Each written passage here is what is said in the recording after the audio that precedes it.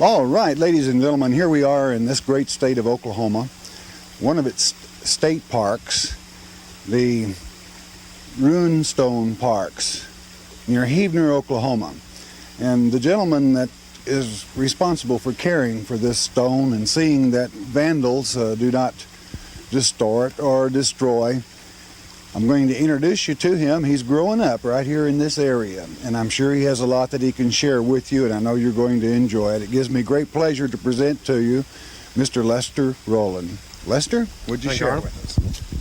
I guess basically what I need to tell you is that the runestone that's inside this building here is probably originated from the cliffing up here that collapsed, slid off into the ravine, and as the water level dropped over the years, the sediment filled in around the rock, leaving the rock stationary in an upright position, just like a big billboard, which is probably what enticed the people who came to the area to carve on this particular rock.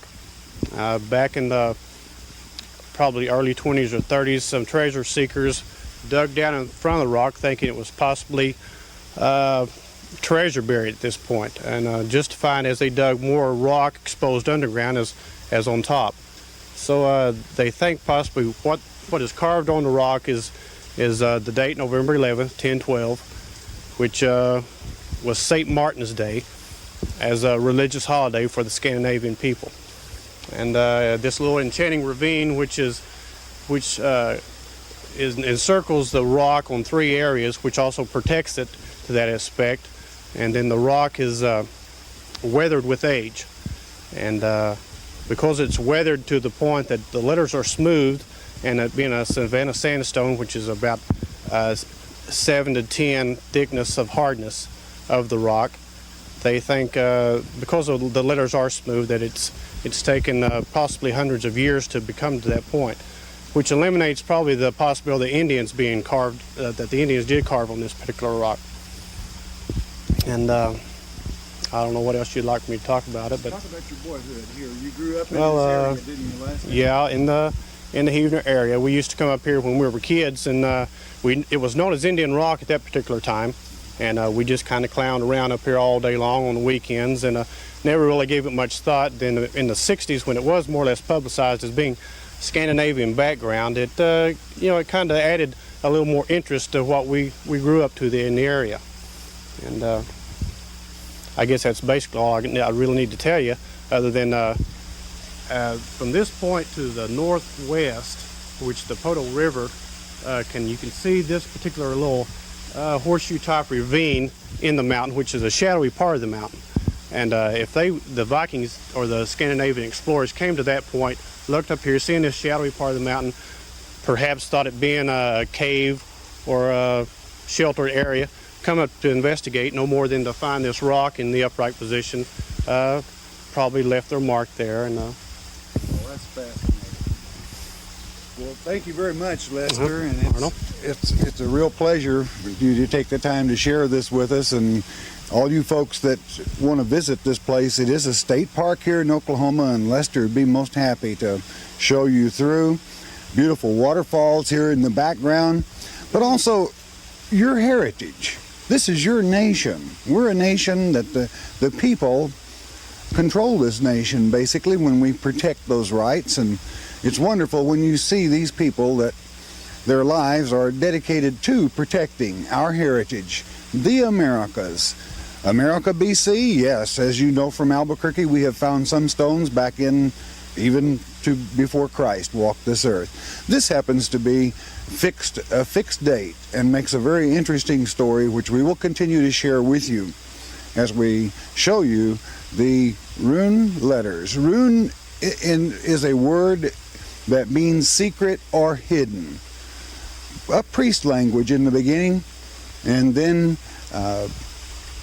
as scholars and cryptographers and so forth have translated these letters. We find it fascinating. We want to share that with you. Again, Lester, God bless you, and we just hope a lot of these folks will come see you now. I'm sure they will. She's down to earth and honest in your work, and I really appreciate that. I'll talk to her visit come in. I can answer the question, but that'll worry me to the point that I'll call her and ask her. She always has answers. Well, that's great. I'll make it back up. Well, God bless. We appreciate you. I'll look forward to getting back up and talking with her. That'll make my day. All right, great. Thanks, Lester.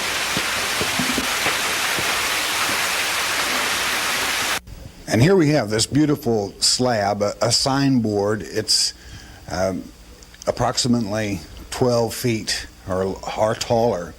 Just a billboard naturally placed here by our Father. And when these travelers arrived, what a billboard ready for them to utilize. The inscription found on this stone contains letters from runic alphabets used by Germanic peoples of Northern Europe from the 3rd to the 13th centuries. The 8 runes are not from the same alphabet.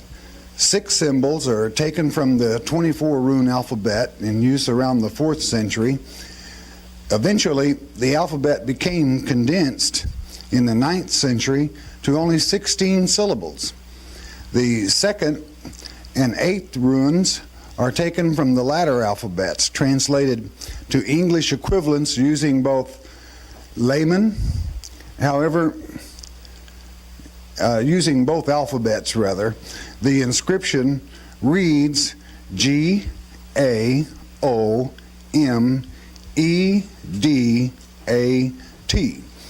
which at first glance has no apparent meaning to the layman. We could make nothing from that. However, Alf Mung, a noted cryptographer, interprets the symbols to represent not letters, but the numerical equivalents of their positions in the ancient medieval alphabets. Those values are 7, 10, 24, 20, 19, 23, 4, and 12. These numbers alone are combined with others tell in 8 separate ways the day and the year of the inscription. And it is the 11th of November, 1012 AD. It's the various tablets, numbers, and values used in medieval times to figure dates confirm the secret message of this inscription. This people that came up the Arkansas River from the Mississippi River and setting this date, I want you to visualize the size of this stone, realizing that I stand 6'4", and with a hat on, I'm probably standing something like 6'6", with boots and everything. Note how far above my head, about 15 feet tall, and the base is still 2 feet below me. You will note that the state has enclosed this stone, encased it well, whereby it is protected. And it's real sad, but the plexiglass, even on the outside that protects the stone, already has graffiti upon it. Isn't it sad that this great nation, where we have so few of these remaining the history on the rocks, yes, scratched in. A lot of people say, well, American history doesn't go back. Friend, that's it. That's it. And it must be protected, and it is so important that when we see our young people taught that Columbus discovered America in 1492, what are we going to do about November the 11th, 1012 AD, when one of these longboats managed to come up the Mississippi, Arkansas, the Poto, and we're going to be sharing other stones from this area that documents the fact that these people remained here, and later in this documentary. But what a fantastic way for our Father to preserve and to let us know that He is in control, documenting truth even in the living stones, in nature itself, and man continues to confuse our children. Let us document facts and take them to our children. Here we are, Heavener, Oklahoma, the runic stone, dated November the 11th, 1012 AD. Now, dear one, you are there. Okay, it is thought by all that probably the location you're looking at now is where the rock originally was and slid to the position to perform a billboard for centuries. You know, many might say, well, if they walk in our natural area, how beautiful it is. And they say, if these hills could just talk. Beloved, the hills do talk. It's just that people don't listen. The marks that have been left by our people in their migrations, they talk. And not only do they talk, they say a lot. People just don't listen. How beautiful it is. You know, in investigating this, various people and down through the years, a Norwegian, I believe he was a Norwegian cryptographer, finally found this date with the word rune meaning secret, hidden. The priest, of course, hiding the language in earlier times whereby the layperson did not have an opportunity to learn. But then, as the cryptographer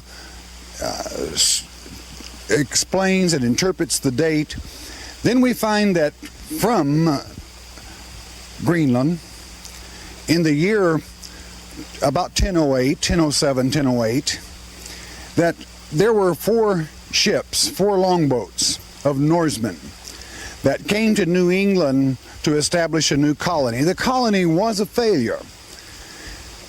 And 3 of the boats returned in the direction of Greenland. 1 sank, 2 made it safely. The 4th was never heard from again.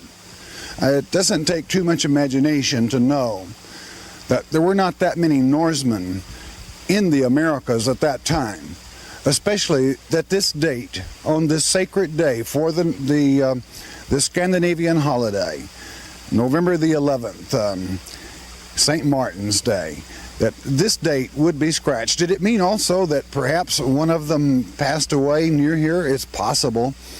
But with those markings, that language, a language that was not known in this nation, and not even we could not even interpret it, except for a few short years ago, if we call 20 years a short time ago. But how precious. Yes, people say, if these hills could talk, they do, dear friend. Are you listening? Our Father created these hills. He created the souls of those that have migrated this earth down through the years. Approximately 900 years ago, plus, a group of men came to this spot from Europe, the European continent. They were here. They were here exploring, as our people always have explored, but they were leaving the signs. Let us accept God's history in stone as it is written, as God would have us know and understand the migrations of our people. Some of you have a destiny, and that destiny can be nailed in your mind, sealed in your mind, by the fact that they were here 900 years ago searching for freedom, for peace, and perhaps for God in their understanding of Him. They never made it back. The 4th boat was never heard from again. Did they marry someone in the local area here? That is to say, one of the tribes? Did the navigator pass on here? We'll go more into this detail as we go through this documentary. Well, what a blessing to see the billboard placed by our Father, not by the hands of man, to allow the rocks to talk.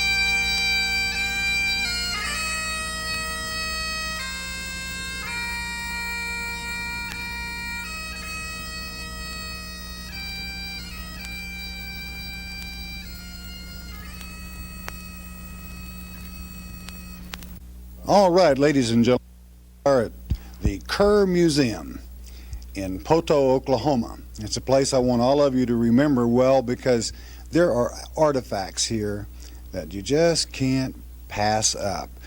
We're still with the runestones, plus we're possibly going to have an opportunity to show you some other things as well. And it gives me great pleasure to introduce you to Mr. Laird King of Poto, and he is the curator of this museum at this time, and I'm sure he welcomes all of you that can, when passing by this way, to stop in. Mr. King, could you just explain some of these things, and thank you for your hospitality of inviting us in. Well, thank you for coming. One of the scopes of this museum, of course, is the Runestone story. And along one wall here we have panels telling the story of the Vikings who might have been in this area. And we have some actual stones here that were found in the area, in addition to the larger stone at Heavener, Oklahoma, which is world-renowned and visited by many people.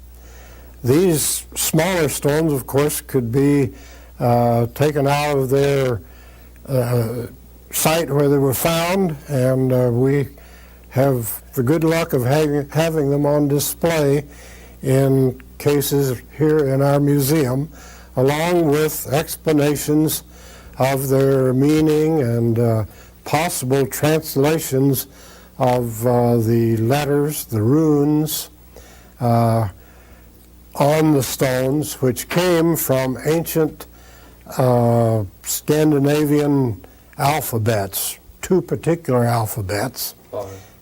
Past 50 years, Gloria Farley of Heavener, Oklahoma, has studied and advertised the large runestone at Heavener, Oklahoma, which is on a huge stone too large to move.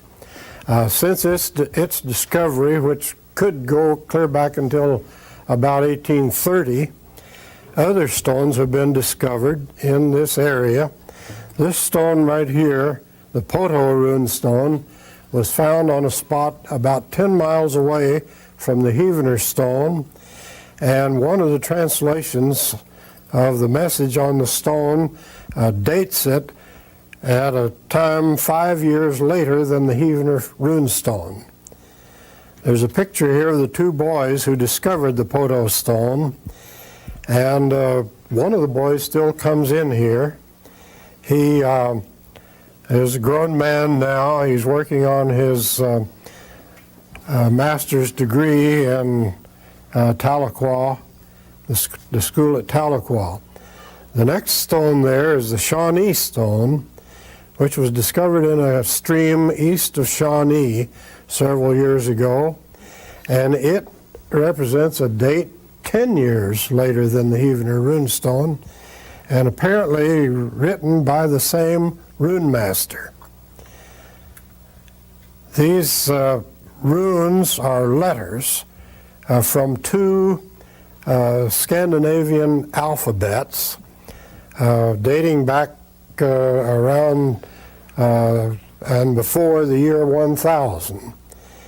And various translations have been proposed for these stones.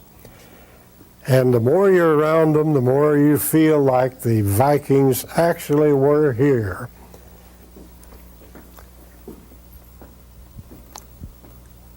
The large letters in the background up there are actual size and shape of the stones from the Heavener runestone. Gloria Farley is still alive, still very active in promoting the idea of the Vikings in North America, along with other pre-Columbian explorers. And she has discovered many markings throughout this area, and especially out in the Oklahoma Panhandle and in southeastern Colorado, that might well have been placed there by early Viking peoples coming into this country.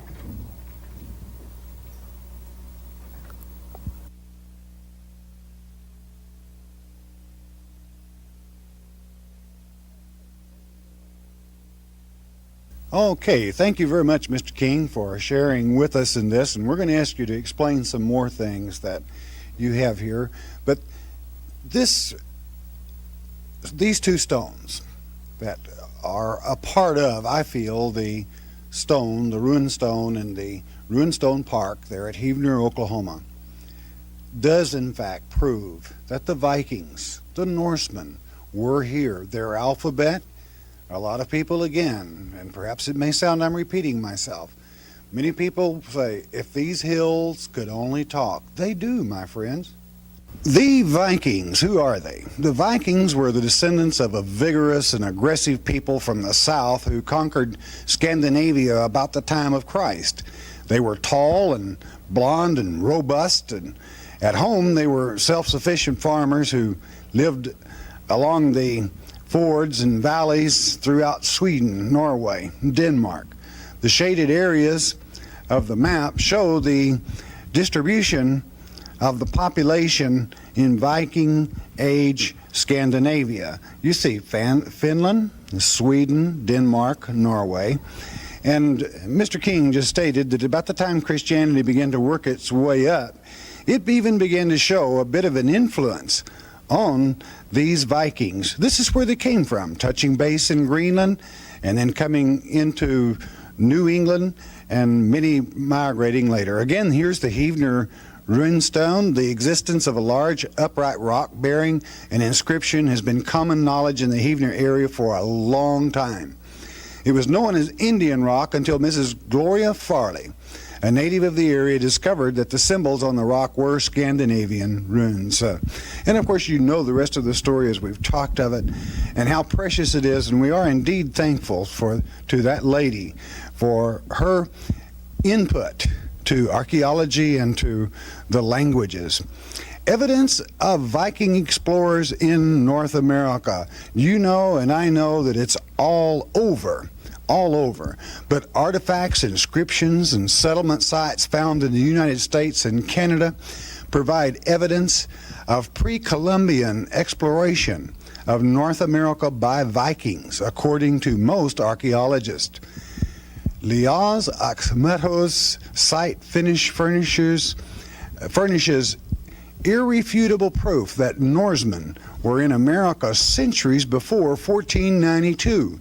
However, every other piece of evidence shown on this map is still being questioned as proof of the presence of Norsemen in other areas of North America. We still have those doubters. Is it that they choose not to write? Is it that they choose not to change history books? Because even children at this time, we see here the picture of a Viking ship. They were indeed a sturdy vessel, able to cross that Atlantic as well as even the cold winter times. The Viking ship was fitted with one large square sail and a dozen or more pairs of oars.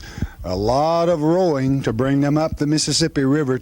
The Vikings reached almost every part of the world known in their period. They swarmed along the coast of Western Europe, through the Straits of Gibraltar, and into the Mediterranean Sea. They visited Italy, Spain, Morocco, passed through Russia to the Black Sea and the Caspian Sea, ranging westward, and they discovered Iceland, Greenland, and America.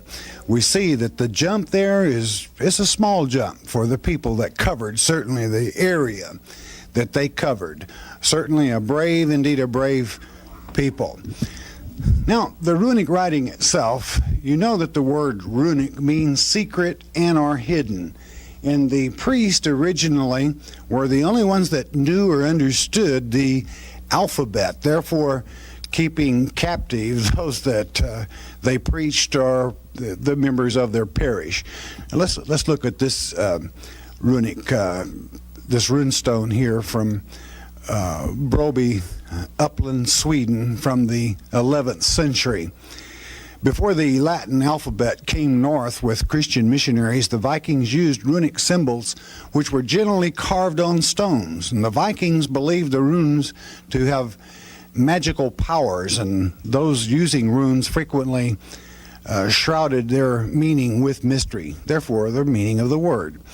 The old Germanic 24 rune alphabet was one of the first, and you see a diagram there of it.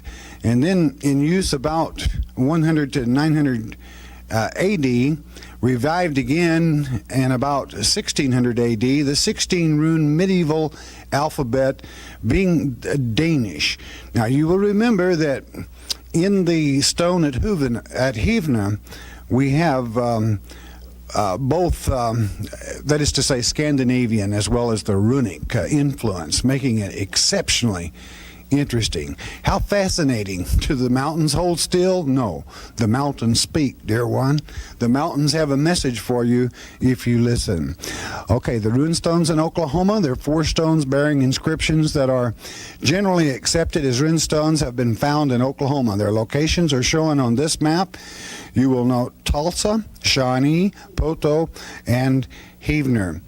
The trip made down around the tip of Florida, the Key West, up through the Gulf, up the Mississippi, the Great Arkansas, and then the Poto River into this area. The travels, the ancient travelers, the Vikings were here, you bet. They left their calling card. And then the Shawnee runestone. This is one that you had prior seen there in the case, the actual stone itself. The Shawnee runestone was found in August of 1969 by Jim Estep in the Larkin Meadow housing development about a mile from the North Canadian River. Mr. Estep picked up the stone, took it home with him. Not until several months later did he realize that the characters on the rock were runes. Mr. Alf Mung concludes that the inscription on this stone is also a cryptogram containing the date November the 24th, 1024. This date is 12 years later than the date Mr. Mung believes contained in the Heavener inscriptions, and several years later than that of the Poto inscription. Makes one wonder why they did not return, because from this we know that they spent quite some time in this area. Was it one boatload, or were there others? Did they meet with the people south of here? That is to say, at the Sparrow people, the mound people there? Well, we'll have more on that in the very near future, and you're going to find it a very surprising, a very pleasant surprise as we go deeper into the mountains that do talk, if you take a moment to read the signs. I hope you've enjoyed this, and it certainly has been a pleasure bringing this to you from the Kerr Museum in Poto, Oklahoma. While you're here today, I'd like to point out some of the spiral mound collection that we have in the Kerr Museum. This is mostly shells, carved shells, beads that are carved from shells. Now, as proof that the Sparrow people were traders in a trading center here, these shells are only found along the west coast of Florida. So they were brought up the river system to the Sparrow area and perhaps traded with other things from here. The beads are made from the center of the shell that runs down and naturally has a hole through the middle of it. So they were kind of a natural bead when they were cut from these centers. The spiral mounds were broken into and exploited by people who didn't know much about archaeology. In the beginning, they went in with mining methods, which included bulldozing and blasting, and they didn't excavate these mounds scientifically at all, therefore much knowledge was lost. Later on, when their lease on the area expired, the University of Oklahoma and its archaeologists came in and proceeded with some scientific investigation. These artifacts we have in this particular museum came from Mr. William Beach and another gentleman who went to the area after the archaeologists were there and sifted through the things that remained and brought out thousands upon thousands of beads and other pieces that had been overlooked by the archaeologists and made their own personal collection, which they later gave to the Kerr Museum, and are the things that you see here today. We have more spiral mounds artifacts on display here than they do at the Spiral Mounds Park. But the park does have artifacts now stored or displayed at the museum in Norman, Oklahoma. And as soon as they have a suitable building at Spiral, they will bring more spiral artifacts back to that area. We're thankful that we have these to show, and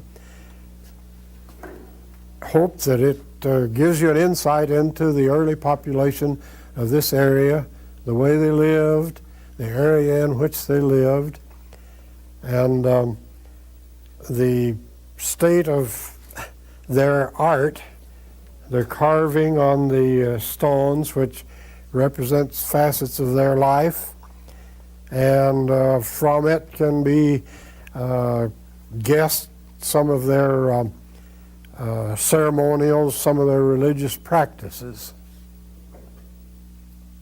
The stone on that side could be a grave marker. This stone has been interpreted to be a boundary marker. In other words, pre-Columbian people coming over here would mark out an area as their own, and where we find one boundary marker, it's guessed that perhaps there are 3 other markers marking the extent of their property. These stones might be marked with other alphabets than the runes. For instance, they're similar to old Phoenician alphabets, or old Iberian alphabets, or old Carthaginian alphabets. Also, the writing on the edge of the stone over there is a form of ogham, which occurs in Ireland and Scotland, and modern people have discovered how to read and interpret these marks. You notice the marks go around the edge there. That's edge ogham, or corner ogham, and can be translated into today's language by some people who study these things. Okay, Mr. King, we indeed do thank you for sharing this, your museum and your knowledge with us concerning these things. And I know that all the people that are traveling that want to stop by the Kerr Museum, that you want to make them welcome, right? Right, we do. All right, so there you have it, first hands, friend, a personal invitation from Mr. King to stop by and see these beautiful artifacts here at Poto at the Kerr Museum. I know you'll enjoy it. Okay, we're going to shoot in here on the Heavener Runestone,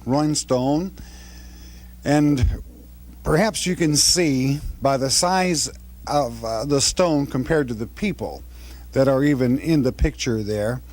And as we had stated, many people, when they've been in an area for quite some time and they know it's an ancient place, they will say, if these walls could only talk, or if these rocks could only talk. They do talk, dear friends. They have a great message for us. The Scandinavians, the Norsemen, the Vikings, as they traveled this great nation, the Americas, that is to say from Canada to Central America, leaving these marks, these stones, these messages. Why does a man write a message on a stone? So that people will know that message, people will know that they were there. It is recording history. History meaning his story. And the gentleman that placed the markings on these rune stones, it was their story.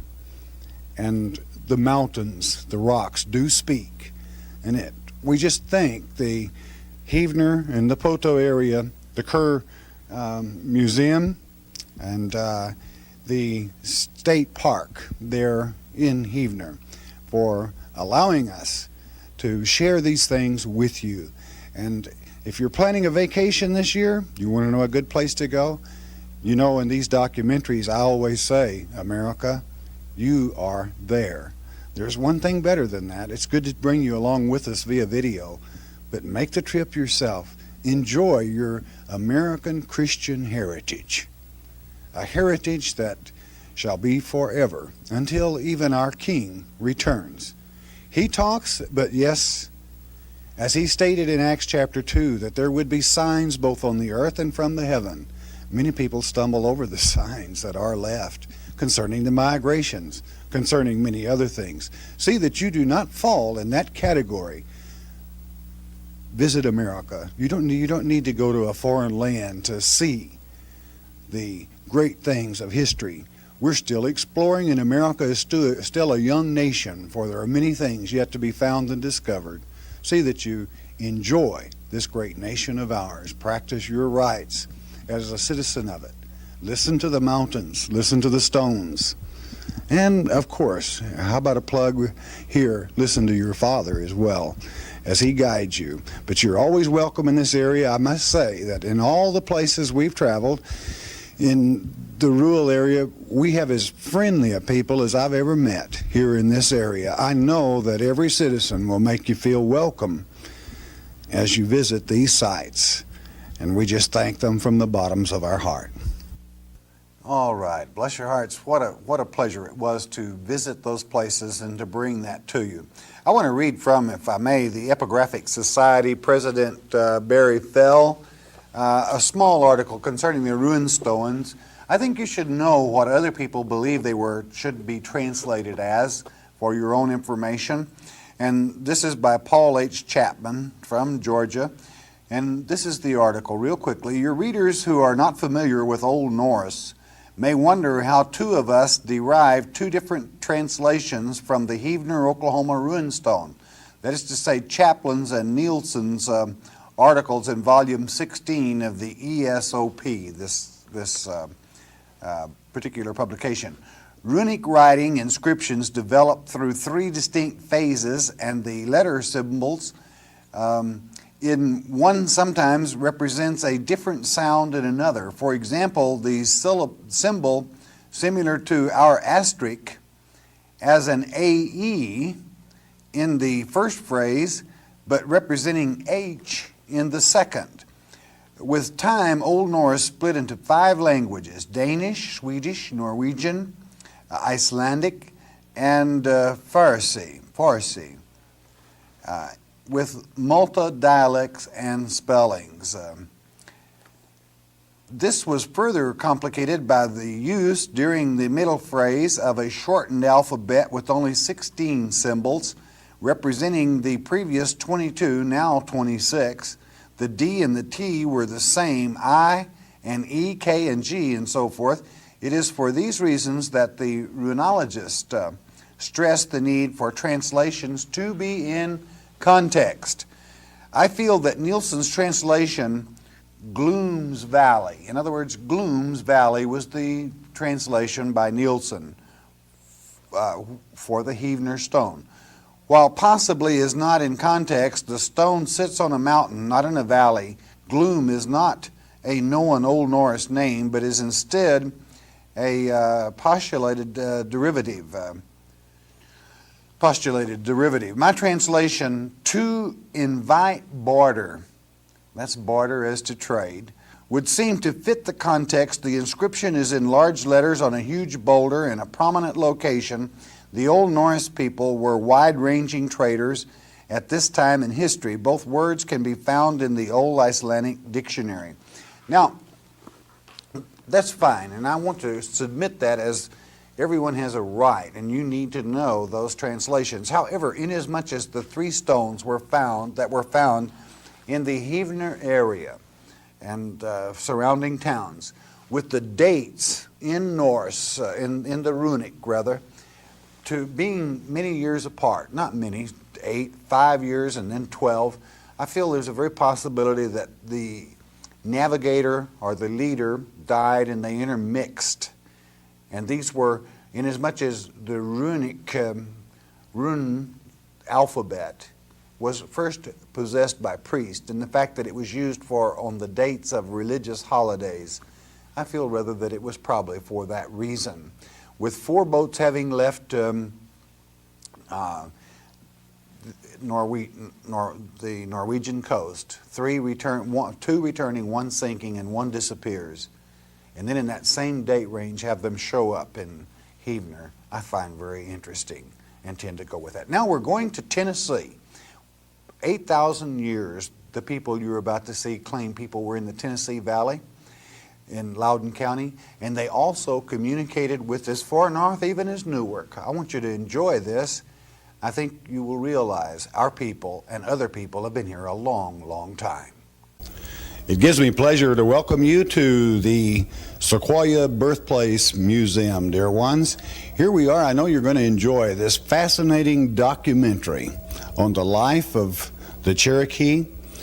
It is remarkable that the Trail of Tears originated very near this place where we're at, Loudoun on 75, the main artery south of Knoxville, then Highway 72 to this wonderful place. If you're ever in this area, certainly it's a must on your list. To make you acquainted with Sequoia. Sequoia, he that designed the alphabet of the Cherokee Nation, will take you through step by step, and I know you will be fascinated at the ingenuity of a people as they came forth and left their mark over many thousands of years, they and other people, in this great Tennessee Valley. I know you're going to enjoy it. Let's begin our tour through this birthplace of Sequoia Historical Museum. I think you'll enjoy it. It gives me great pleasure at this time to present to you Carol Hamilton, a man certainly that takes great interest and is the director, the birthplace of Sequoia Historical Museum. I'm just going to turn over to Carol, and I think you'll find it fascinating, some of the events, that magic number 7 that he has to share with you. Carol, God bless you. It's good to be with you. Well, thank you. We appreciate you coming. We're really honored by your presence being here, and appreciate what you're doing for the museum and for the cause of Cherokee history. As I was explaining to you earlier, it's fascinating how many times the number 7 coincides with Christian living and in the history of the Cherokee Nation. And that was incorporated into the design of our museum when it was, the architects designed it. They they talked to some Cherokee historians and told them about that, and so they designed that into the museum. And if you'll look here in the lobby, this pole structure that you see in the lobby, you can see it overhead and all the way down the lobby, and it's really quite striking as you come up to see the museum. And it's kind of a takeoff on the old Cherokee lodgepole design, some of the earlier structures. And the number 7 significance in this particular state is that on each side of our lobby, on the inside, on each side, the right and the left, there's 7 poles for the number 7.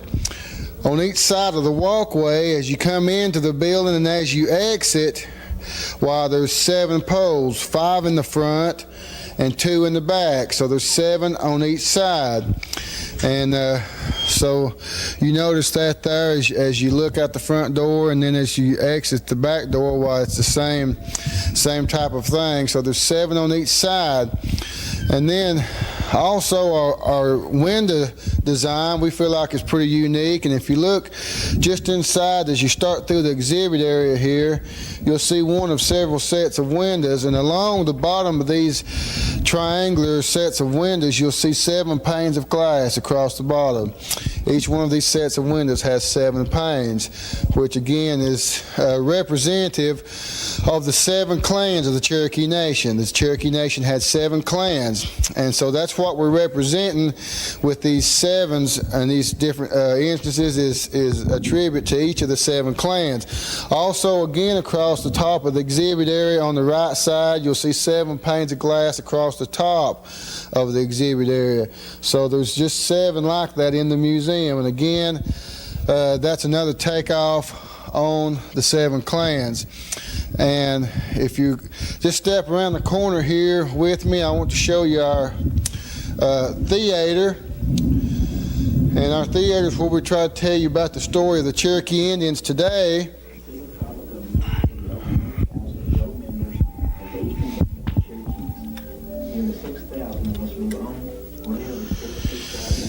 Cherokee history tells us that each Cherokee council house always had 7 sides. And as you look at our theater here, you'll notice that the theater has 7 sides to it. So it's not an accident that it was designed this way. Also, when the council houses were built, they were always built so that the sun would shine first or only directly in the front of the council house, which is where the chief always sat. And so the only place in our theater that direct sunlight hits is in the front. If we can turn these lights down just for a second, it's not a very sunny day today, but you can see that the only beams of direct sunlight that come into the theater hit right in the front of the theater, which is where the chief would sit, were this a council house.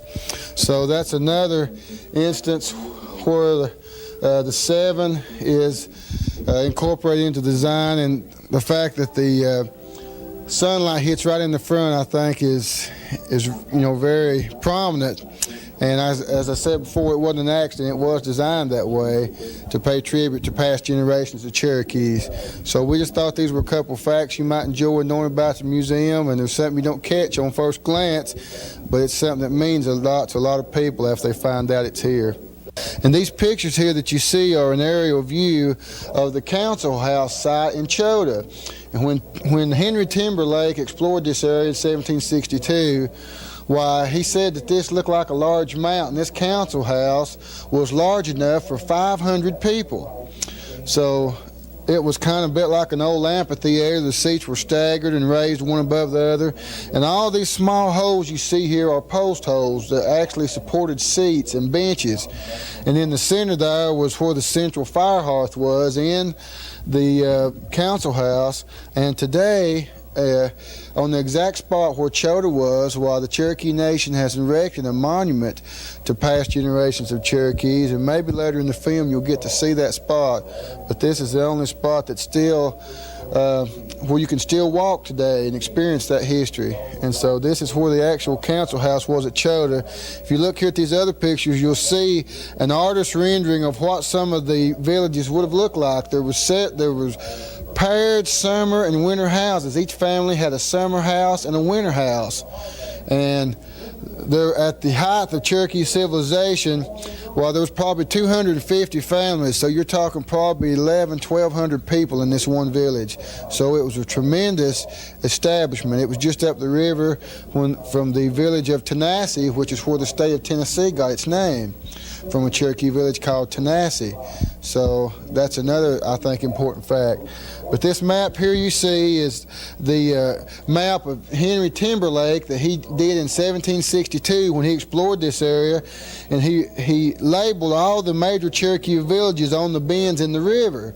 And this map is the same map that archaeologists used 200 years later to find these village sites.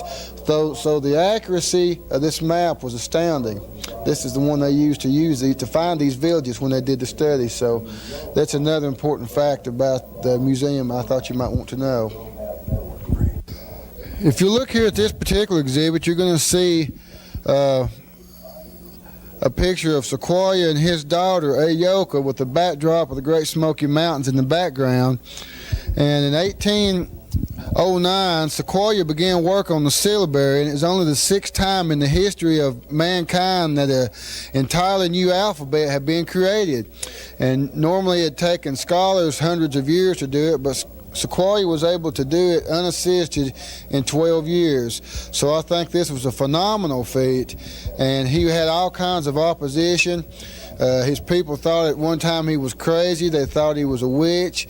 His own wife at one time even burned his work, but he persevered, and in 12 years' time he was able to create a writing system that helped his people become literate and helped them be able to communicate.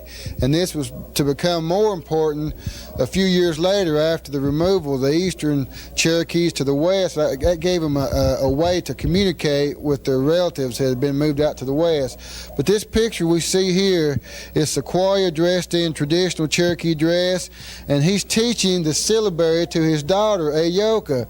And we see him here with a stick, scratching the symbols of his syllabary in the dirt. And this was particularly important because when Sequoyah proved his syllabary work to the tribal council, he used his daughter Ayoka, and they wrote a message on a piece of paper.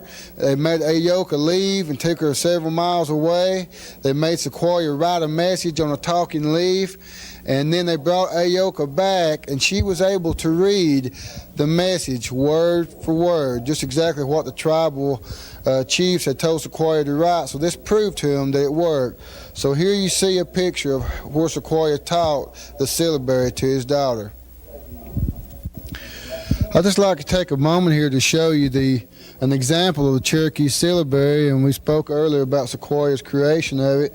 And here you see the Cherokee syllabary illustrated. And when Sequoyah completed it in 1821, it had 86 symbols, and later it was shortened to 85. But each symbol that you see here is for a particular sound of the Cherokee language. And unlike the white man's language, while we have to take several letters to make a vowel sound, each symbol of Sequoyah's syllabary stands for a particular syllable of a word. So the Cherokee language is so extensive that he still had to have 85 symbols to be able to cover it all. But the first efforts that he did, some of his earlier efforts had as many as 250 and 300 symbols. So he had to shorten it several times before he got it right. But this syllabary is still used today in every tribal council meeting, while they record all the tribal meetings in the syllabary and in Cherokee and in English so that it can be preserved for future generations. So Sequoyah's alphabet's still being used today. And if you look right here, you're going to see an example of Cherokee Phoenix, which was first published in 1828. And it was the first bilingual newspaper ever published in the United States.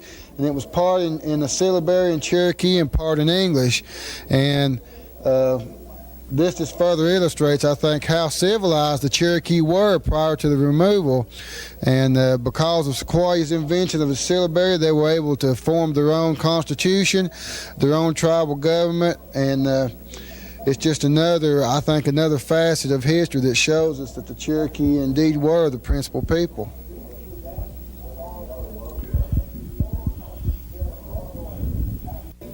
Again, if you look here at this particular exhibit in the Sequoyah Birthplace Museum, what we've tried to do here is to show the students, or show the casual observer, how an archaeological dig is prepared. And here at this picture on the side here at the front of it, you'll see an actual picture that was taken when they did a dig, and you'll notice the different colors of the stratus of the earth as they went down, and each particular color denotes a different period of history. And when they went down another foot, why, it was practically, probably another 200 or 300 years. And on the exhibit here, you'll see the top layer, which shows the topsoil, and each time you go down, for example, there, when you see the A, that would probably have been the historic period, maybe just 200 years ago. And each of these dark spots here are post holes that they would have found showing different campsites or maybe village sites during that area. And as you go down into the C part over here in the other corner, while you see a cooking pit that was probably during the Archaic period, which probably would have been 700 or 800 years ago. And at the bottom point here, we see probably a Paleo-Indian campsite, which means we're probably talking in the area of 11, 12, 1,500 years ago, showing how the Native Americans lived in this area. The post holes, the cooking pit, all these artifacts and tools here show how they lived. So this exhibit here shows you how archaeologists can obtain this information just by digging in the earth. So this is really an example of an archaeological dig. All right, be sure and tune in tomorrow at this same time to hear the completion of this documentary. You are now on the east end of the Trail of Tears. We will end up at the west in Tahlequah, Oklahoma. I know you're going to enjoy it. Again, be sure and tune in this same time tomorrow night to see the last hour of this documentary. I hope you're enjoying it as much as we enjoyed bringing it to you. Our Father and this nation, open your eyes and enjoy our great nation. And the main characteristic of the woodland period was the appearance of pottery in East Tennessee and in the Cherokee lifestyle. And here again, if you look at these particular pieces of pottery and you can focus in on them, you're going to notice some unique designs. And these impressions were made on the pottery while it was still wet. And some of these same patterns that you see on this pottery today are that was probably 500-600 years old, most of these pieces are, is still used today. And it's really unique the way that these same patterns have been passed down through generations. And we can show you pieces of pottery in the gift shop that were made last year that still use this same design, some of them. So I feel like this is really unique. You'll start to notice different designs in the arrowheads here. During the woodland period, they started getting away from the stem tips and started getting into the triangular shape, the more traditional shape of arrowheads. And so every arrowhead you find is not shaped the same way. And the shape of them has a particular significance as to archaeologists being able to tell us what period of history they came from. And here again, we're going to see some stone tools. And before the historic period started, before that the white man came, the Yone came into this region, the Cherokees had to use stone tools. And it took a Cherokee man 8 months to make a canoe using a stone tool. But after the white man came and the Europeans and they started trading for metal tools, they could make the same canoe in 5 weeks. So the Cherokees were very advanced and very smart, and they learned the advantages of using the white man's tools. So here we see stone tools and stone axes that they used before they got those metal tools. Now this small piece you see here is made out of soapstone, and this is a net weight. And when the Cherokees would fish, while they took all the men in the village, went to the river and they'd find a shallow place in the river where there were shoals, and they would take a net and they would build a trough down through the river, kind of like a funnel, and the other men in the village would go up the river maybe a few hundred yards, go across the river and drive the fish like cattle down into this funnel, and there'd be people on the lower side with nets to catch the fish, because when they caught them they had to dry them and keep them sometimes for months at a time. So the Cherokees, which was in their nature, they didn't waste anything. When they killed a deer or killed any animal, they used every piece of the animal. It was part of their heritage and their tradition and their religion not to waste anything, because they felt like the Great Spirit put everything here for their use. And so this is a net weight that they used to sink their fishing nets. Over here you're going to see some drill points, and here we see evidence some pieces that came from Hopewell up in Ohio. So this tells us that the Cherokees had a distinct trade network even back 700-800 years ago, 600-700 years ago. Archaeological evidence points to a distinct trade network between southeastern Indian tribes. So these are just a few facts that you might want to remember when you see this exhibit. You might be interested in knowing when you look at these exhibits exactly what kind of process the archaeologists use in being able to determine how old these pieces are. And this is one of the first exhibits in the Sequoia Museum, and it focuses on the Paleo-Indian period, which is several thousand years ago. And when the archaeologists from University of Tennessee did this study, they found evidence of Native American civilizations here several thousand years old. And you're going to notice as you look at these different pieces how crude these tools are. Notice that they're chipped off in big flakes, and these are cutting tools here, and you'll see how crude they are. And if you went on around the museum and looked at later periods like the Archaic and Woodland period, the same pieces are much more advanced. They got better at making them. They were able to make them smoother. So these are very crude, but they do show that the Native Americans lived in this area several thousand years ago. But the process that archaeologists use is a process called radiocarbon dating. And they can take a particular piece, a rock, whether it be a rock or a skeleton or whatever, and through an archaeological process, as I said, called radiocarbon dating, they can approximate within a few years exactly how old that individual piece or artifact is. So that's how we've determined by looking at our exhibits how old they are. Here again you see a piece, an example of an old cooking pit that was preserved by heat. And in another one of our exhibits, we have corn cobs that are probably 800 or 900 years old. It's kind of like charcoal, the same type of effect that they were preserved through heat. So this is the process that we use to tell us how old these things are. Okay, here we have archaeology and recovery. We see here some of the newer, more modern methods. As you see this particular board, as we make a sweep of it, you see machinery is used at times. You'll see a backhoe there. And of course, when we come upon something then very interesting, the machines are stopped, and such as a burial, an actual burial. And we see this machinery that then sifts that is found for each precious fragment that takes us into those years gone by, where we try to understand the peoples of this great nation in the Americas, their customs, their habits. There's one way we learn these things. That's through archaeology. Now, we have men that might say certain things thus and argue with the creation of Almighty God. But as long as there are men willing and women willing to go out and find the precious artifacts that lets us know that people, even in the past, knew there was a God. Those people were taught by people that you're familiar with as they traveled the world, as Christ himself, the Savior of the world, made himself known to many that perhaps are not even recorded. There seems to be telltale signs that appear and show up. Archaeology, the history in the soul.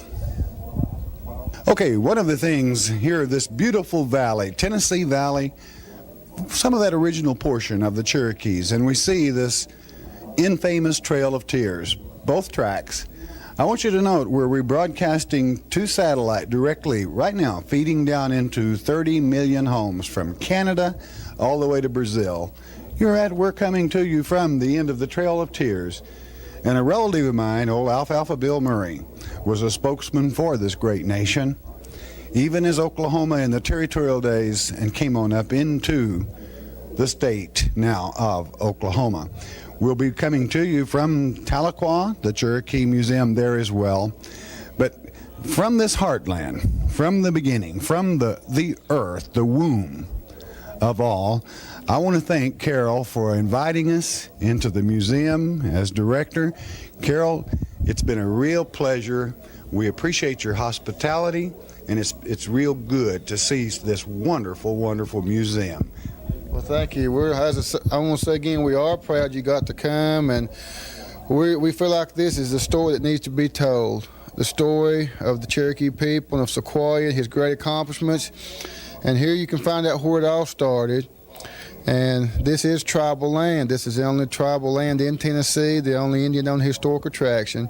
And we want to invite each one of you to come and visit the Sequoyah Birthplace Museum and experience with us the heritage and traditions of the Onawee, the principal people. And indeed, the Cherokee were the principal people. And we just want to thank you for coming, and we wish you the best. And we just hope that you'll tell somebody else about the museum, because we need all your support. Amen. I know that all of you are going to want to do that. Take advantage of Carol's offer. Just a beautiful place. What a beautiful spot that God has placed this garden here in this reservation land, tribal lands. You don't want to miss it.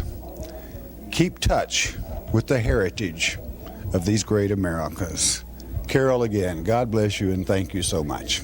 All right, as I say, many miles under the old bridge and over the bridge since we left Loudoun County in Tennessee, the birthplace of Sequoyah. I want you to take note, we are now in Tahlequah, Oklahoma. I'm going to introduce some very wonderful folks, and I can say the same as I said for the folks in Loudoun, Tennessee. You're going to enjoy visiting the heritage, to taste the history itself of this great nation of ours.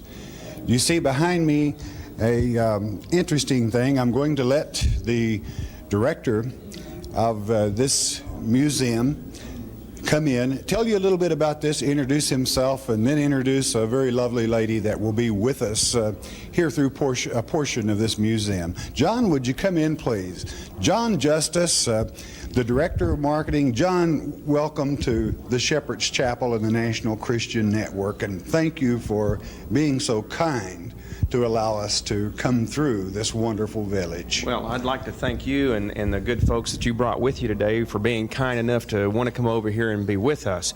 And I guess what we'll do is we'll just talk about the Exodus sculpture here for just a moment. This is one of our, the pieces that we have here that we enjoy most for people to see. It is a Willard stone sculpture, and it is priceless. And what this represents is the Cherokees, their fight and their struggle along the Trail of Tears, and he tried to capture it as much as he could in the walnut piece that you see here. And we're very proud of it, and it is an original, and it is for folks to come and see, as they do every day during the year, because our museum is open each and every day.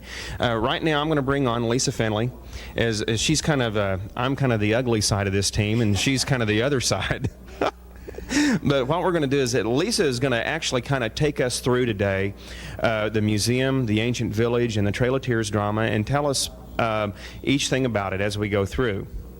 As we say, we're starting here at the entry, and we'll just walk right on through the museum. And Lisa, what all are we going to look at in here? What's in here in the museum today?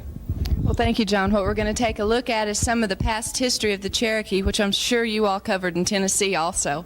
But this will give you an idea of the way we depict it here in Tahlequah and bring you right up to date to the Cherokee Nation of how it is today. Okay, and I guess we ought to get started without any further ado. Let's just walk on through and we'll see what we have today. Where we are standing right now is in front of some of our exhibits. What the Cherokee National Museum basically does is allow our visitors to come through at their own pace and go through, and we have many audio and video things that they are able to see. So if you are a visitor coming to the museum, you're able to spend as much time as you want without any hurry at all. What I'm standing in front of right now is a display that we have at the very entrance of our museum, and this basically shows where all the Cherokee and all the other Indian tribes, the 5 civilized tribes, came from, where they lived and where they moved to. So this gives the visitor a chance to get an idea of what they're going through and where they are headed. Here at the Cherokee National Museum, we also present the Trail of Tears Art Show. This year was the 18th annual one. At the Trail of Tears Art Show, it allows many people from all over America, all the way into Canada also, to present their works. Many fine artists from all over the place come here. This is a fine example of some of the things that we're getting ready to put up. The Trail of Tears Art Show this year just closed July 9th. Also, we have many other art shows exhibited throughout the year. This year, I believe we're getting ready to do 6 of them. So this is something of interest to our visitors. It allows them to see many Native American pieces displayed here at the museum and also see many of the other fine works that we have here year-round. This particular section of our museum is the prehistoric section of the museum. It basically depicts the Cherokees and shows them back thousands of years in the North American continent. What we try to do here is display many of their arts and crafts and many of their tools that they used at that time. All the way back into the archaic period, you can see that many of the Cherokees and many of the other tribes also were very civilized. They used tools, they had crafts, and in this section of the museum it gives the visitor a chance to see what they were like back then. Okay, here we see a simulated dig. Wished you would notice the tools that are used by the craftsmen that are gifted in making a dig. Note the fire pit as how it has been exposed by trowel, not pick and shovel necessarily, but by paintbrush, trowel, layer by layer. Notice particularly in the side walls of the dig, the various layers. You will note from this area even seashells from that particular area. You will note seashells that were not even necessarily, this was not near an ocean, and no doubt coming from the Ice Age. How fantastic, how wonderful history. The actual earth speaks if you take the time to listen. This display area depicts the Cherokees around the 18th century. This is the time right around European contact. Many people don't realize that at the time of European contact, then and just a little bit after, the Cherokees became very civilized people. They wore white people's clothes, they adapted their crafts, their tools, they worked in a white society, they lived in white people's houses. This area kind of tells the story of them in South Carolina, Tennessee, and Georgia, which you all covered in Tennessee. This particular display I think will be of great interest. This is a display that talks about Sequoyah. Sequoyah was a man who devised an alphabet for the Cherokee. It was called his syllabary. It consisted of 82 characters, which you can see right here. One of the most interesting things about Sequoyah and about his alphabet was that he could take an illiterate Cherokee and teach them the alphabet and how to read and write and speak Cherokee fluently in about 8 weeks. A little bit later on over here in our rural village you will be meeting our character Sequoyah here in Tahlequah. What many people don't realize about the Cherokees, and I think they get this idea from watching movies or just Indians in general, is that they don't have very much fun. Well, that's not very true. Here behind me shows an example of some of the recreational tools that the Cherokee have. One example is the stickball. You can see this over here to my far right. This is a game that goes back hundreds of years, and it is played still up today. You know, we've played it backstage here at the theater, right here on the grounds. Stickball is a very interesting game. As a matter of fact, most people, unlike football in our culture today, that's a men's sport. Stickball was both men and women, and the thing about stickball is women got an advantage. They were able to use their hands. Men had to use these little sticks over here, and it's a tossing game with these sticks. And also, over here, I'd like to discuss some of the baskets with you. This is a Cherokee art form, and it's also used as tools. Right here to my right, you can see this little bitty basket right here. This is also a basket that is used as a drinking cup. Their baskets were woven so tightly and so carefully that they had many, many purposes and uses, not only just for carrying things, but also used as in everyday drinking and eating and many other forms. Another thing that the Cherokee had that was very interesting started out in about 1828. That was called the Cherokee Phoenix. It was their very own newspaper. It was written both in Cherokee and English, and its editor was Elias Boudinot, which I'm sure some of you all are very familiar with. To my right here is a press. About 10 years later, and I believe it was on this press that this happened, was printed another newspaper called the Cherokee Advocate. And the Cherokee Advocate is still alive and still published today right here in Tahlequah in the Cherokee Nation. Right here to my right, we have several examples of the Cherokee Advocate. This is the newspaper that I discussed a little bit with you earlier. Also here in the museum, you may find of interest, too, that we have many actual notes and actual documents and actual letters that were written at that particular time and prior to the Advocate's time that depicts some of the correspondence and some of the publications that went on among the Cherokee people. Also right here is a picture of Rose Cottage. I don't know whether he's going to get that. Yeah, there he goes right there.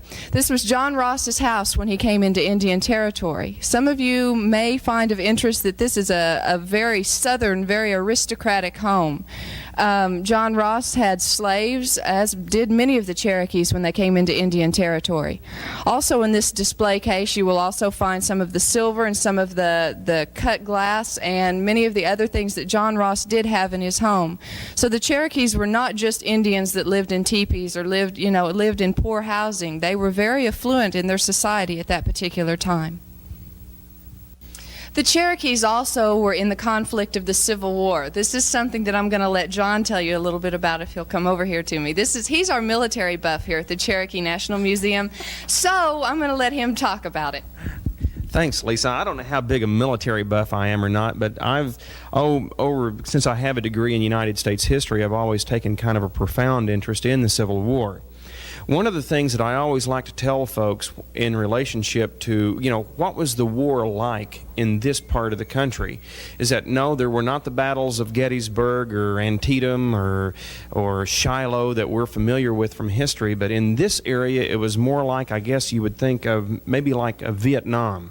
It was guerrilla warfare here, where the Cherokee Confederate soldiers under the distinguished leadership of General Stand Watie, they fought against Union forces nearly every day. So by the end of the war, there were no young men left in the Cherokee Nation. As a matter of fact, it's generally regarded that from the ages of 14 on through about 60 years of age, there were no men left alive.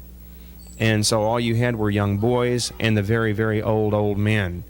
One of the things that we have here in our Civil War display case is General Stand Watie was presented a pocket knife that he carried with himself during the entire war, and this little pocket knife is called a Jim Bowie knife. And I don't know how big your pockets would actually have to be, but this is an original Jim Bowie forged by Jim Bowie that was given to General Watie by a friend of his.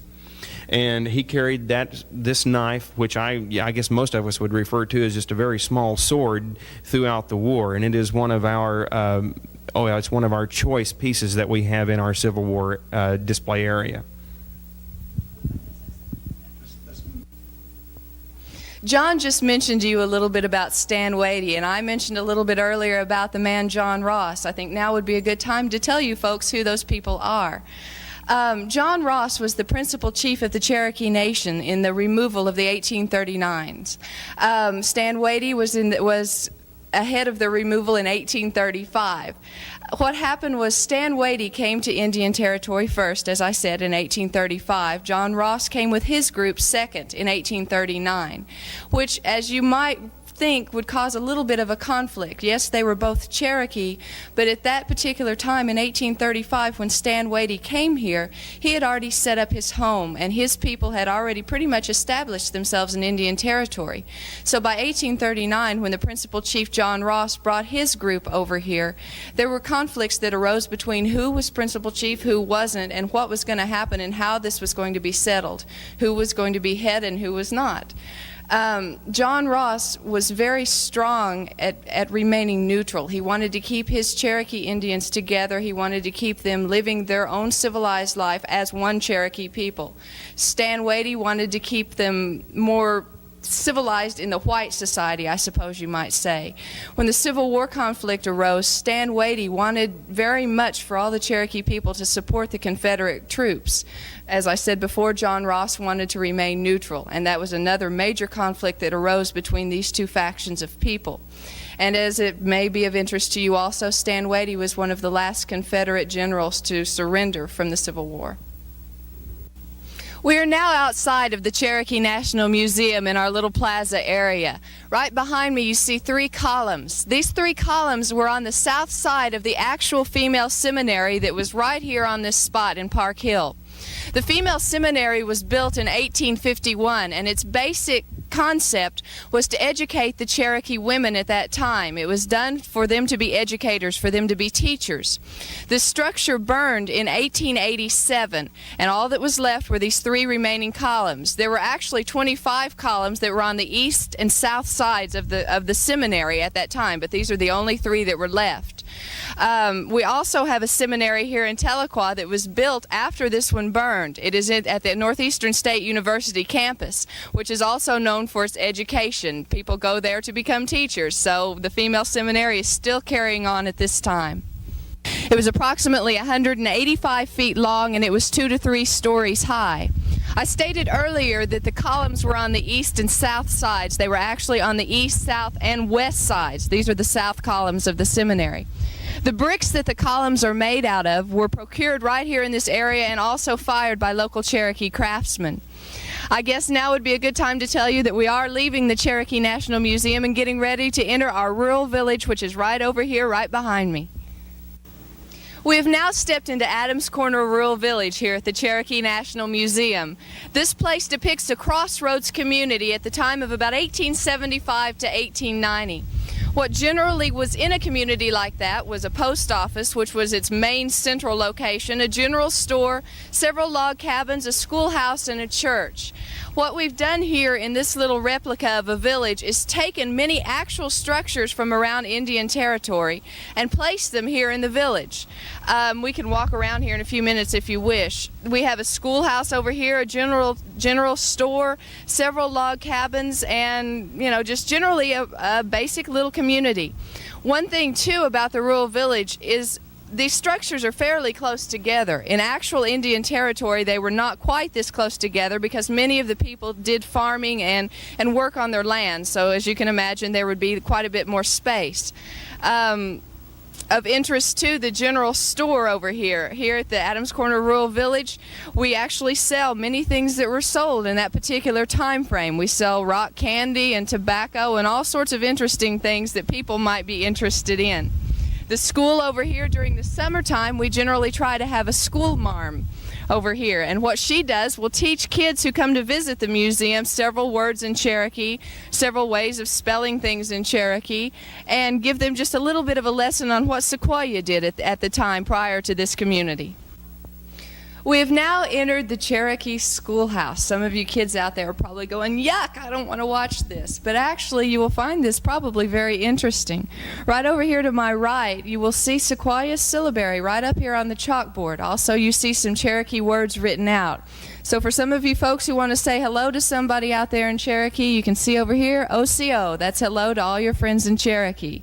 And for dog, you can say Geely, and for cat, you can say Wesa. They're your 3 words in Cherokee for your interest. Behind me, you can see, just like today, when you go to school, they sing. They had their lessons on the chalkboard just like you, and sat in desks just like you folks did out there when you went to school at your time. So this is an actual Cherokee little crossroads community schoolhouse. We have just now entered the Adams Corner General Store. Right here behind me is our little storekeeper. His name is Tony. You want to say hi to the folks? Hi to the folks. Okay, thanks, Tony. As I told you earlier about what we have in the store, you can kind of see it all right up here on the counter. We sell all sorts of candy and all sorts of dry goods over here. We have them fixed up just particularly for our store. Also over here, you probably can't see this, but to my far right over here is the post office. I discussed with you earlier that these little crossroads communities generally did have a post office. Many times they were actually in the general stores, so people could come to town in the morning, mail their mail, pick up their mail, and get their groceries for the day without any problem whatsoever. So this is our Adams Corner General Store.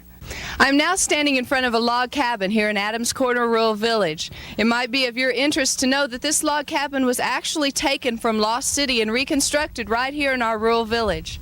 Also, you might be interested to know at the time period of Sequoyah, this would be a cabin in which Sequoyah might actually live in. Not saying that this was his cabin, but it is a cabin of that time period. So now would be a good time, I think, to introduce to you our character Sequoyah. He is Sequoyah in the Trail of Tears drama, and he is played by Tim Johnson. Sequoyah, would you like to come out and join us? How are you, Sequoyah? Just fine. How are you, Lisa? Just fine. What I'd like for you to do is tell us just a little bit about yourself and your alphabet. I'd love to. As far back as I can remember, I was fascinated by the white man's ability to communicate by the written word, to record his speech and thoughts on paper, something I refer to as the talking leaves. I realized that the Cherokee people were at a great disadvantage because of our lack of a written language, so I set about to develop a way to do this. As you may know, I myself could not read or write in any language. My only clues were those that I was able to decipher by picking up bits and pieces of the white man's newspaper on the roadside. It soon, could you hold that up a little bit? Thank you. It soon became obvious to me that this system that the white man used would not work for our language, the Cherokee language. Consequently, I developed what is now referred to as a syllabary, in which each symbol in the syllabary represents a complete sound or syllable in the Cherokee language. It took me 12 years to develop. Many people indeed during this time laughed at me. They thought I was crazy. They said that I was a fool. In fact, the name Sequoia sometimes is still actually translated as meaning fool. Finally, the syllabary was complete. I realized that I would have to convince the leaders of our nation that it was an effective tool in order for the rest of our people to accept it. I remember that meeting very well. I had called John Ross and Stan Rady, and several others were present, and I decided that a demonstration perhaps would be the best way to convince them. I had taught my young daughter, who was at that time 11 years old, how to use our syllabary, how to use my syllabary.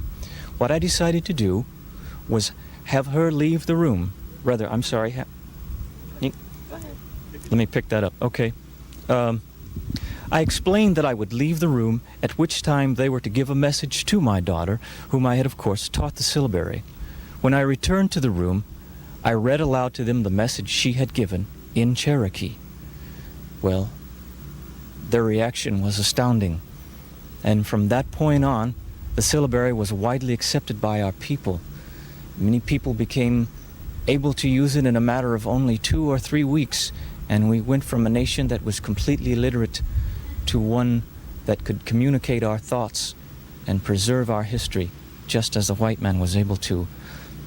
And I went from being a fool to a hero. Well, thank you, Sequoia. From this alphabet, one thing that may be mentioned is that by Sequoia's alphabet, the Cherokee people were able to have schools, churches, and as I mentioned earlier in the museum, they were also able to have their own newspaper. They had a Congress, a legislature, and they were able to act within the white society. So because of Sequoia, we were made a very, very civilized tribe. Once again, I'd like to introduce John Justice to you. He is going to act as a little bit of an interviewer here for you folks and kind of give you an overview of what we do over here in the drama and some of the relationships between the eastern and western bands of the Cherokee between Tim Johnson and myself. Thank you, Lisa. First off, I have been in the drama over the past 11 seasons, and in so doing, you kind of get where you pick up a little bit of education about the Cherokee people just by osmosis, if nothing else.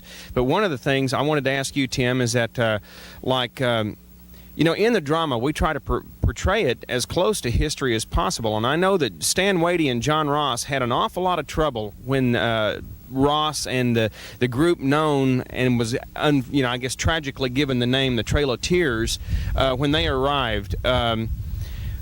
What were some of the problems that in history that occurred between Stan Wady and John Ross? That's a big question, John. I guess the main thing that stands out in my mind was the extreme division that occurred amongst the Cherokee people under the leadership of those two men. One, as you stated, having come earlier in 35, and the other one later in 39.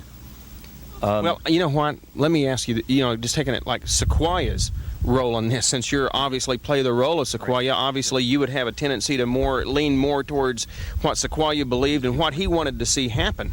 And also, we can kind of theorize too as to what Sequoia wished would have happened, especially with the murders of Wady's family. Absolutely. Maybe if we go that route with it. Okay. Well, I suppose it would be most accurate to say, from from my viewpoint anyway, that Sequoyah functioned as an intermediary, a mediator between Ross and Wadey. He seemed to me to be the glue that held the nation together when those two factions were pulling so far left, right, however you want to express it. Sequoyah was there in the middle going, wait a minute, gentlemen, wait a minute, people. We are going to tear our nation apart if we don't manage to maintain some kind of cohesiveness amongst all this turmoil. And he was highly revered enough that I feel, and history bears this out for the most part, that he was able to do that. Yeah. Okay. Now, kind of not maybe necessarily doing the flip side, but Lisa, the role of Anawake, and this is where I guess, for lack of a better term, we can tell the folks, watching now that the role of Anawake is fictitious. That lady did not exist, and but what we try to portray in the drama is that she represents kind of like all Cherokee women at that time. Is that a fair thing to say? I think that's probably a fair assumption. We didn't state before, but I do play the role of Anawake in the drama. And what my character basically does is give the folks an overview of what a woman might feel like in the struggles of that time. She is a character who was caught kind of in between the Ross faction and the Wadey faction. She came over here in the removal of 1835, so she was here early. And then the Ross faction came in, and she was in love with a member of the Ross party. So there we kind of set up the Romeo and Juliet, maybe part of the show that I know the audiences over the years seems to really enjoy. Exactly, and as a woman's role, I mean, I can speak for myself today. It's really hard for a woman to watch a conflict that she has no control over. When people are fighting, or even in our government structure today, when there are troubles going on, you kind of feel helpless.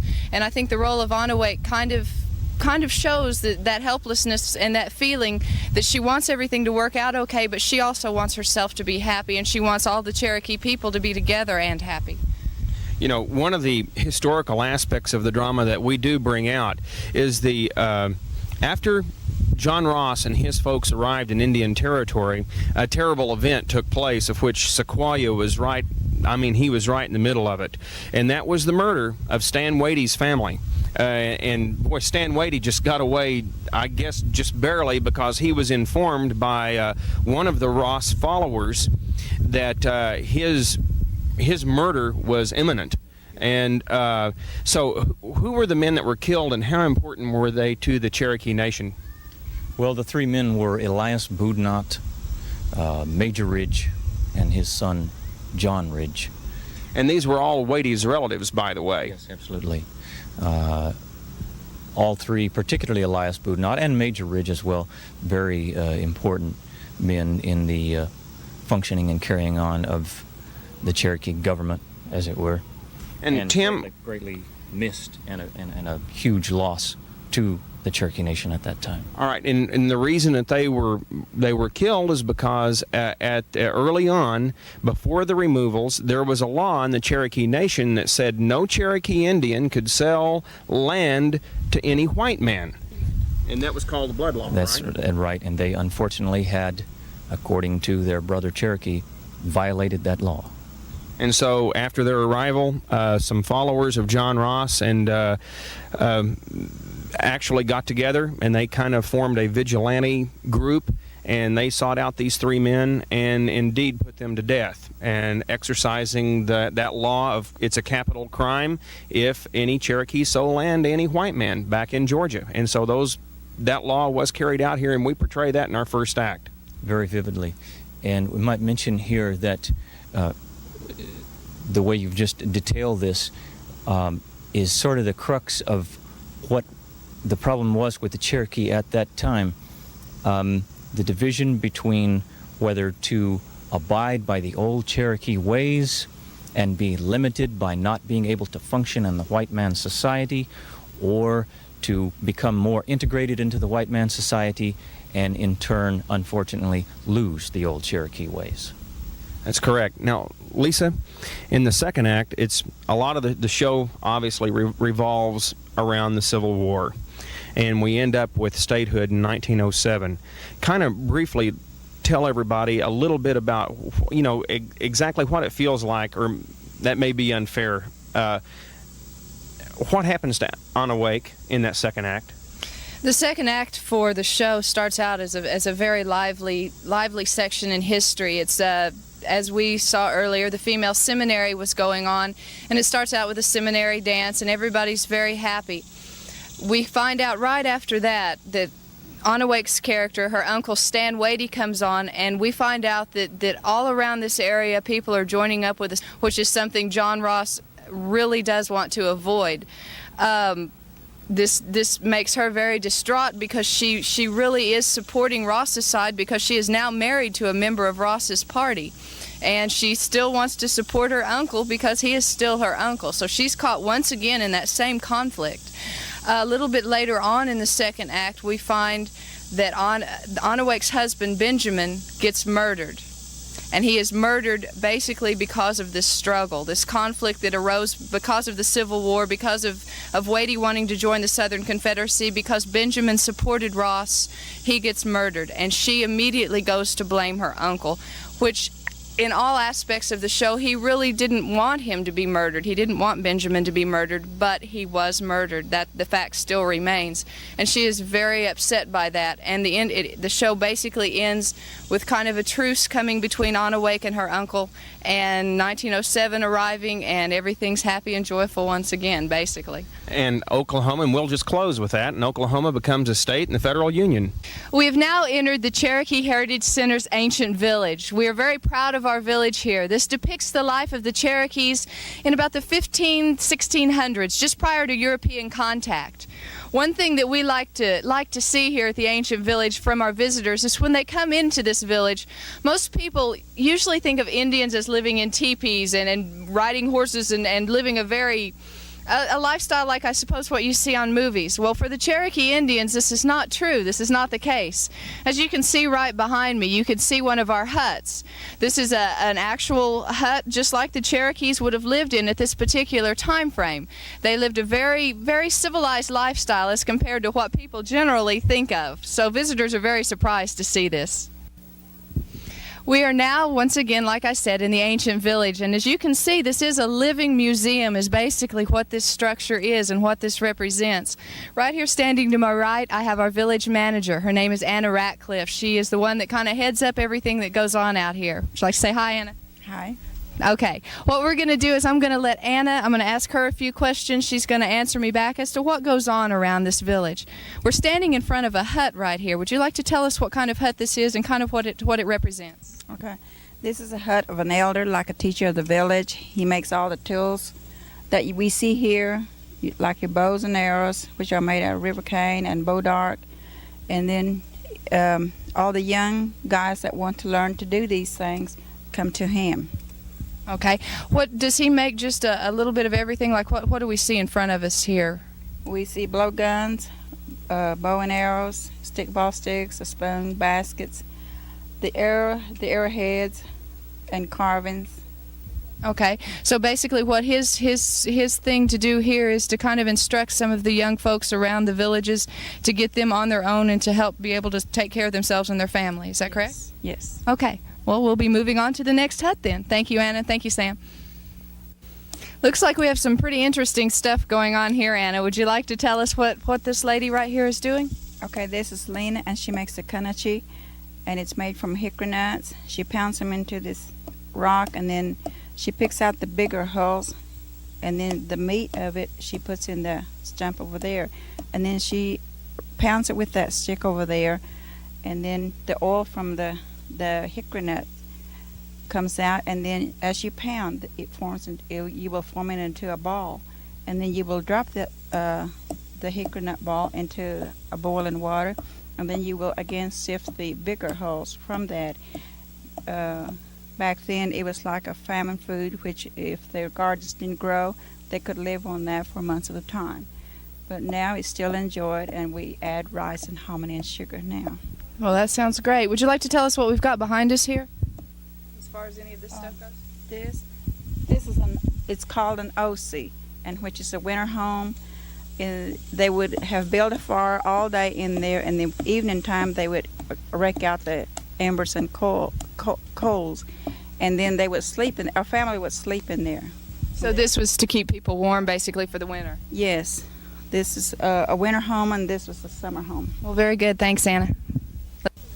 As I mentioned earlier when we were in the Cherokee National Museum, one of the big recreational things for the Cherokees is stickball. So we are now right in the middle of a stickball field, and I'm out here with Chris, and he's going to tell us a little bit about stickball. Chris, what do you have to say? Okay, stickball, it was a very rough game. It was a supplement for war sometimes. Instead of fighting over hunting grounds, many times they'd play a game of stickball. Stickball had no rules except the men had to use sticks. The women were not allowed to play until the 1800s. And when they finally were allowed to play, they did not have to use sticks. They could literally do anything to the men they wanted. And now the men had two rules. They had to use sticks and they could not touch the women. I like that. Yeah, most women do. And now you know who made the rules, pretty much. Okay, the object of the game was to hit the fish on top of the pole. And if you hit it, 4 points were scored. If you hit the pole, 1 point was scored. The ball you see here is made from deer skin, deer hair, and in the middle is a small stone for weight. The sticks are made of different kinds of wood. They're shaved and they're wet so they can be bent over and tied with a piece of deer skin. Well, thank you, Chris. Do you like to play stickball? Yes, I like it. Do you guys play out here much? Some. I demonstrate for my tourists if you'd like to see one. Sure, go right ahead. Can you get this on film? Okay. Ooh. Oh, that was good. Thanks, Chris. Appreciate it. This is probably my favorite section of our ancient village. I'm standing right here in front of our blowgun demonstration area, and this is also where they make the blowguns. This is a tool that the Cherokee used. I'm going to let Anna tell you just a little bit more about that, and then we'll have an actual blowgun demonstration. Okay, this is a hut for the blowgun, and the blowguns are made out of river cane. When they first pick it, they're not straight, so they have to heat it and bend it over their knees to get it straight and hull out the insides. And then they will make the darts made out of bow dart. They shave the bow dart down, and then they use the thistle at the end, the downs of the thistle. Okay. Well, what we're going to do now is I've got Dwayne sitting right here behind me, and I believe he's going to shoot one off for us.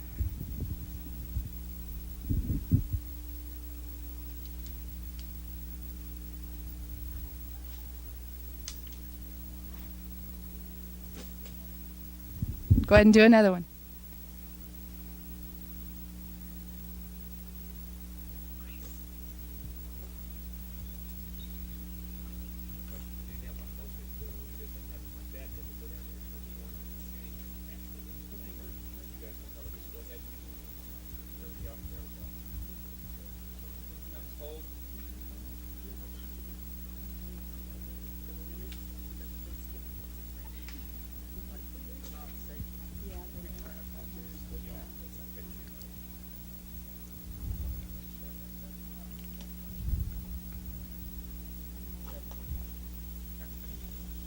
All right. Nick, explosion of air. Dwayne, tell him how to do it.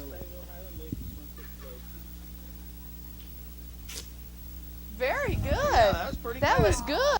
As I also mentioned in the museum earlier, a thing that the Cherokees also do and do very well is that's their basket weaving. I'm going to let Anna tell you a little bit about how the Cherokees weave the baskets and also how you can tell a Cherokee basket from just a regular basket. So Anna, if you'd like to discuss that with us. Okay, baskets are made from honeysuckle, buckbrush, white oak splint, and maple and willow. They are gathered in the fall. They're boiled and stripped, and then your dyes would become from like bloodroot, walnut, and berries. And you start out with 12 spokes, 6 over 6, and you start in a circular motion, and then you go on 2 by 2s. And then the longer the spokes, the bigger your baskets will be. Okay, Anna, what do we see on the bottom of the basket here? Okay, we see 6 over 6, and that's how you can tell it's a Cherokee basket. Will be crossed at the bottom. And this is just pretty much Yes. for the Cherokees, and that is their signature piece. Yes, and a double wall. Great, and that makes it stronger, is that correct? That's right. Okay, well, thank you very much. Here is that we try to depict this thing as near to the way it would have been, and actually, with the number of huts that we have in here, this would have been. Now, this wouldn't have been one of the, obviously one of the larger ones, but this would have been like a kind of pretty this would have been, because this would have held a couple of 300 people when you count the children and all that, and moms and dads and everything else. It wouldn't be far off from the actual size. One of the things that's real interesting is that the Cherokees, the 5 civilized tribes, were very large nations. A lot of people, we always have this thing in mind about John Wayne and going out and fighting the 40 or 50 Apaches, and everybody cries, I love, she wore a yellow ribbon, everybody does. But what that's done is that everybody had a tendency to group Indian people they're all exactly the same. They all wear hairdresses, and they all, act very stoic and never had a good time. All of our basis for forming opinions of Indians is all formed by what Hollywood does with the representation on the screen. And see, most of the other history is lost. Well, most of the time we have people coming in here wanting to where's their teepees. I've had a number of people come through. You mean, well, but where's their teepees? And I said that earlier. They don't live in it. Well, you have now seen a little bit about the living establishments of the Cherokee at this time period. As you can tell, as I stated earlier, there are no teepees. The Cherokees were not nomadic. They were very stabilized people. This is an actual village, or a replica of an actual village, should I say, that would be about the same size and about the same structure as what would have been back then. Now we're going to let Chris get us a little bit into the more ceremonial side of what went on with the Cherokees in this time period, and probably still up until today. So I'll let Chris handle this. Okay, these are the ceremonial grounds, or the stomp grounds. This is where they would obviously have their stomp dances. These would be done in a counterclockwise motion because these were religious. They did not dance just for joy. Their dances, most of them were Thanksgiving dances for such as a good hunt, warriors returning safely, Thanksgiving for a good crop, things such as that. I want to point out here that there are 7 arbors. These 7 arbors would seat 7 clans of the Cherokee. These 7 clan names were the Deer Clan, which is mine, the Wolf, Bird, Blue, Paint, Long Hair, and Wild Potato. The dances would be done in a counterclockwise motion around the fire to show the religious purpose, and these grounds would always be swept clean. The 4 logs you see around the fire are facing in the 4 directions of the earth. It's believed that the earth was held up by 4 directional poles, and these logs represent those directions, which are the north, south, east, and west directions. You stated earlier just a second ago that there has to be a lead dancer to do a dance. What exactly is his purpose? He starts the chants. He mainly says the words of the songs, which are the meanings of the songs. The chants have different meanings. Okay. Well, thank you very much. Is there anything else you would like to state that goes on out here, or any other? No, this is about it. Okay. Well, then we'll just take it on over to the council house then, I guess. Chris and I have probably entered the most important building into the village, and I'm going to let Chris discuss with you what goes on in this particular building. Okay, this is the council house. This is the government center of the village. This is where they would establish any laws or regulations that they would have. This is where they would settle conflicts. It could be like a courtroom. This is where they have their wedding ceremonies. This is where some burials would, where they would have some burials. The wedding ceremonies, they'd be held by the medicine man. He'd carry a staff such as this one, which is curved at the top. He'd bring a man and woman in here. A man would have a leg of deer inside of a blanket. A woman would have a basket of corn in a blanket. These blankets would be tied together, and they would be married. Divorces were very rare in the Cherokee tribe, and if they ever wanted one, they could simply come back and have the blankets untied. Usually was a woman's choice. They would have the blankets untied, and they would go their own separate ways, the man starting over, the woman keeping everything. Can I ask you a quick question here? What exactly, we haven't discussed a medicine man. What is his purpose? He was the medicine man, the doctor of the village, and he's also the high priest of the village. So did he play a pretty important role around, like in the council house and things that went on? Yes, he did. Okay. Well, go ahead. Okay. As far as settling conflicts would go, the judging would be done by the council, and it'd be held, like I said, much like a courtroom. Okay, the fire you see here in the middle is one of the important sacred flames of the village. It's known as the ever-burning flame. It's believed that this flame ever goes out, that some kind of death or destruction will come to the village. Okay, the walls of this building are 7-sided, and they have 7 bleachers to seat the 7 clans. There are 7 peace symbols around the top to bring peace to each clan. The holes in the sides are strictly for ventilation, and the door is always facing the east. The reason for this is meetings could go several days, and they always knew it was a new day when they saw the sun rise in the east. Okay, we have our 4 directional logs around the fire again, and we have our captive pole. If a person were captured in a battle, they would be brought back here and tied to this pole, and the women of the village would decide what would become of them.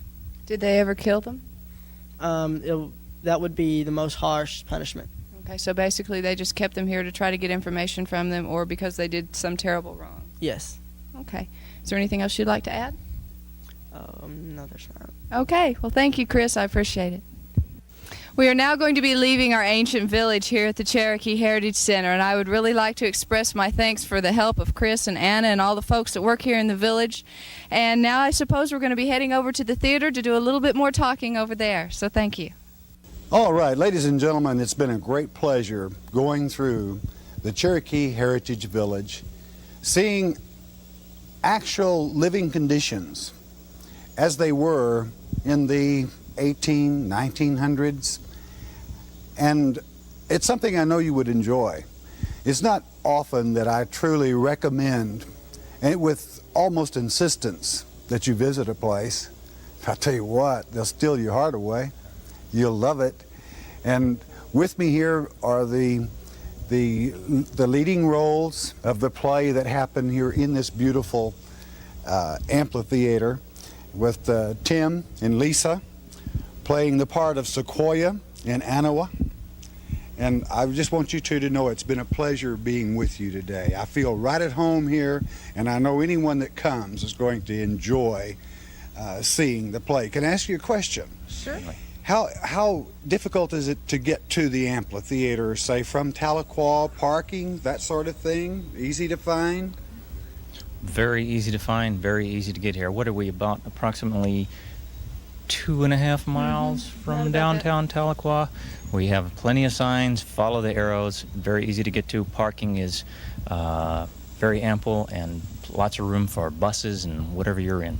Real good. I know we brought a Greyhound bus over ourselves with our crew, and we had no problem whatsoever. We love to see them. Well, great. And I want to promise all of you right now, in the very near future, we've given permission to film the entire 2-hour segment of that great play, The Trail of Tears. I think it's something that we should have in our documentary files. It was a point and a time in American history that we should never forget. And the dear hearts that traveled that trail, as these two, I know, so aptly portray that role. Dear ones, we're going to film that, and you're going to be there. Meanwhile, I would say, if you have nothing planned for the rest of this year, a trip to Tahlequah, Oklahoma, a trip to Loudoun County, Tennessee, follow the Trail of Tears. Put yourself in that position. Think back. 8,000 years history dates back in Loudoun County. And then the gathering together and what the Cherokees have done for this great state, Oklahoma. I know you'll enjoy it. And again, Tim, Lisa, God bless you both. We're going to really look forward to seeing your program in the very near future. Well, thank you Great. very much. Thanks very much. And that is a tie-up for this documentary. Hey, you know what? I think I've enjoyed doing this documentary more than anyone that we've done. We thank John Justice for his hospitality. We thank Tim and Lisa. And hey, you're treated real good in Oklahoma. Oklahoma, the home of the red man, the home of the Cherokees, the home of the 5 civilized tribes. God bless you. I hope you've enjoyed it too. America, you were there. All right, this is going to be real special. It's real special to me. It touches my heart. Lisa, who plays one of the leads in this program, in that beautiful language of the Cherokees, our theme song, Amazing Grace. Lisa, God bless you. Thank you. Une klana iu weji iga guya hona nagu josa wiu lo se iga guya